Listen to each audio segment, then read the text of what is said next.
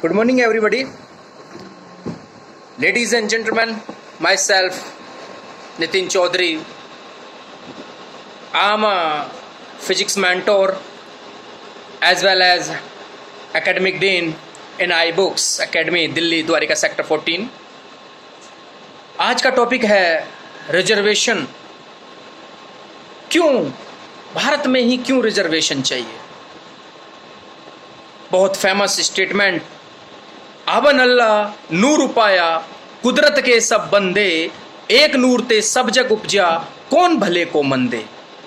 यदि ये बात भारतीय संस्कृति के मूल इतिहासकार, बहुत फेमस कवि, गुरु ने यदि हमारे इतिहास में ऐसे स्टेटमेंट्स दिए हैं, उसके बावजूद भी हम आज तक हमारे इतिहास में लिखी हुई बातों को हम क्यों नहीं सहअक्षरों से पालन करते?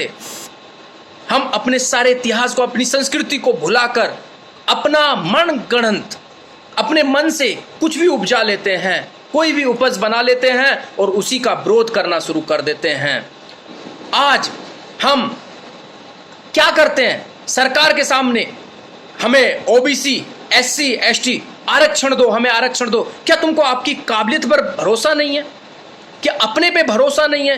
क्या उन इतिहासकारों पर, क्या उन कवियों पर भरोसा नहीं है जिन्होंने ये स्टेटमेंट दिया कि जब कुदरत के बनाए हुए सब बंदे एक जैसे हैं, सब में एक जैसी प्रतिभा है, इस बात पर क्या कभी ने किसी विचार किया है?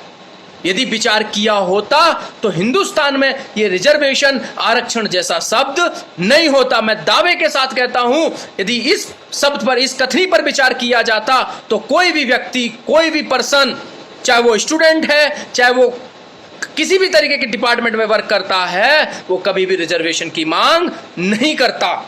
मैं अपने इन्हीं छोटे से शब्दों के साथ अपनी वाणी को विराम देता हूं, लेकिन अपनी वाणी को विराम देने से पहले मैं विवेकानंद का उस स्टेटमेंट को भी कहूंगा, all power is with in you, you can do anything and everything, believe in yourself.